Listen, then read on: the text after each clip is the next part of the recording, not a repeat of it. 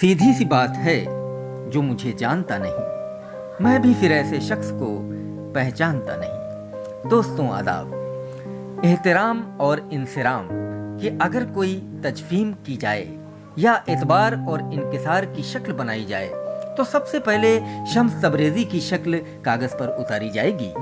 जनाब शम्स तबरेज़ी तकरीबन 20-25 किताबों के मुरत्तिब हैं। उनके कई शेरी मजमूए आ चुके हैं। नज़्म और नस्र पर यकसा कुदरत रखते हैं। आलमी सतह पर उनकी अपनी शनाख्त और पहचान है।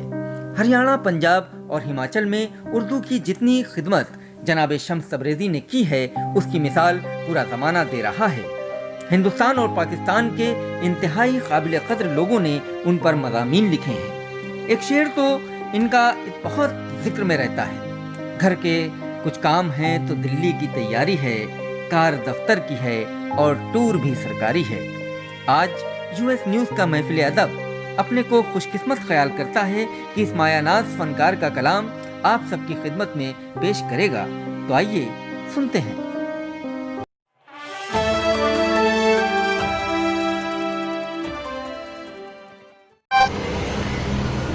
नाज़रीन आदाब, मैं शम्स तबरेज़ी चंडीगढ़ से अर्ज़ कर रहा हूँ। सबसे पहले मैं शुक्रिया अदा करूँ यूएस चैनल के महफिल अदब के तहत इस मुनक़िद होने वाले प्रोग्राम का, और उसके बाद मैं शुक्रिया अदा करूँ सैयद फ़िरोज़ वास्ती साहब और उनके मेंबरान, उनके अरकान, इस चैनल के वो लोग जो इसको आगे बढ़ाने के लिए अदब के तवस्सुत से लोगों को अपने साथ जोड़ने का काम कर रहे हैं। उनका बहुत बहुत शुक्रिया। दोस्तों, मैं चाहता हूं कि आज आपसे गुफ्तगू से पहले आज के माहौल पर एक नज़्म जो बड़ी मुख्तसर सी है, 2-3 मिनट की, आपकी खिदमत में पेश करूं और उसके बाद फिर मैं अपनी गज़लें आपकी खिदमत में सुनाऊं। नज़्म पेश करता हूं। नज़्म का उन्वान है क़ैद या रिहाई। अर्ज़ करता हूँ कि बहुत पहले ये सुनते आए थे बाबा से, हाँ लेकिन बहुत पहले ये सुनते आए थे बाबा से, हाँ लेकिन कभी देखा नहीं था। बहुत पहले ये सुनते आए थे बाबा से, हाँ लेकिन कभी देखा नहीं था। इसलिए महसूस क्या करते और अपनी ज़िंदगी को यूं ही हम मबहूस क्या करते। सुना था मुल्क जब तक़सीम के चंगुल में आया था, सुना था मुल्क जब तक़सीम के चंगुल में आया था तो फलते फूलते शहरों में भी सहरा ना साया था। सुना था मुल्क जब तक़सीम के चंगुल में आया था तो फलते फूलते शहरों में भी सहरा न साया था। हज़ारों लोग मरकब के यहाँ मिट्टी के तोदों में कि फिर से एक तोदा बन चुके हैं। हज़ारों लोग मरकब के यहाँ मिट्टी के तोदों में कि फिर से एक तोदा बन चुके हैं। अभी भी बात बाबा की बहुत ताज़ा सी लगती है, अभी भी बात बाबा की बहुत ताज़ा सी लगती है कि रातों रात घर से लोग बेघर बेअमा होकर, कि रातों रात घर से लोग बेघर बेअमा होकर वतन में ही वतन को ढूंढने की चाह में अक्सर कोई पैदल, कोई रक्षा तो कोई बैलगाड़ी पर।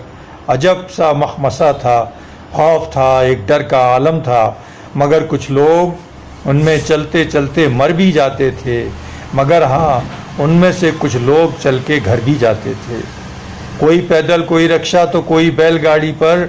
अजब सा मखमसा था, खौफ था, एक डर का आलम था, मगर कुछ लोग उनमें चलते चलते मर भी जाते थे, मगर हाँ उनमें से कुछ लोग चल के घर भी जाते थे।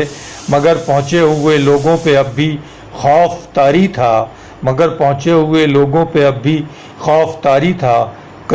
करोना ज़िंदगी पर उनकी क्योंकि अब के भारी था, मगर पहुँचे हुए लोगों पे अब भी खौफ तारी था। करोना ज़िंदगी पर उनकी क्योंकि अब के भारी था। बहुत पहले ही सुनते आए थे बाबा से, हाँ लेकिन कभी देखा नहीं था। साथियों, दोस्तों, बहुत बहुत शुक्रिया, आपने नज़्म समाअत फरमाई। अब मैं अर्ज़ करता हूँ कि एक गज़ल के 2-3 शेर और उसके बाद फिर इंशाअल्लाह एक मुकम्मल गज़ल आपकी खिदमत में पेश करूँगा। अर्ज़ करता हूँ कि कसम खुदा की वही ताजदार होते हैं, कसम खुदा की وہی تاجدار ہوتے ہیں جو سر بلند جو سینہ فگار ہوتے ہیں۔ قسم خدا کی وہی تاجدار ہوتے ہیں جو سر بلند جو سینہ فگار ہوتے ہیں، اور خاموش رہ کے کسی بات کو جو سنتے ہیں، خاموش رہ کے کسی بات کو جو سنتے ہیں، بہت ذہین بہت ہوشیار ہوتے ہیں۔ خاموش رہ کے کسی بات کو جو سنتے ہیں، بہت ذہین بہت ہوشیار ہوتے ہیں۔ اور یہ شعر بطور خاص آج کے ماحول میں کہ سخنوری بہت آسان نہیں زمانے میں، سخنوری بہت آسان نہیں زمانے میں، جو میر ہیں وہ کبھی ہی کبھار ہوتے ہیں۔ سخنوری بہت آسان نہیں زمانے میں، جو میر ہیں وہ کبھی ہی کبھار ہوتے ہیں۔ اور جو آسمان سے تارے زمین پر لائیں، جو آسمان سے تارے زمین پر لائیں، ہزار لوگوں میں بس 2 یا 4 ہوتے ہیں۔ جو آسمان سے تارے زمین پر لائیں، ہزار لوگوں میں بس 2 یا 4 ہوتے ہیں۔ اور کسی سے عشق جو کرنا تو اس کے ہو جانا، کسی سے عشق جو کرنا تو اس کے ہو جانا، قدیم لوگ بہت وفادار ہوتے ہیں۔ کسی سے عشق جو کرنا تو اس کے ہو جانا، قدیم لوگ بہت وفادار ہوتے ہیں۔ اور یہ غزل کا آخری شعر کہ ہمارے دور میں انسان اب نہیں ملتے، ہمارے دور میں انسان اب نہیں ملتے، کبھی جو ملتے ہیں وہ مستعار ہوتے ہیں۔ ہمارے دور میں انسان اب نہیں ملتے، کبھی جو ملتے ہیں وہ مستعار ہوتے ہیں، کبھی جو ملتے ہیں وہ مستعار ہوتے ہیں۔ اور ایک غزل کے 4 شعر اور سماعت فرما لیجئے۔ عرض کرتا ہوں کہ ہر ایک بہار سے رشتے کو جوڑتا کیوں ہے، ہر ایک بہار سے رشتے کو جوڑتا کیوں ہے، خزاں نصیب ہے تو اس کو چھوڑتا کیوں ہے۔ ہر ایک بہار سے رشتے کو جوڑتا کیوں ہے، خزاں نصیب ہے تو اس کو چھوڑتا کیوں ہے۔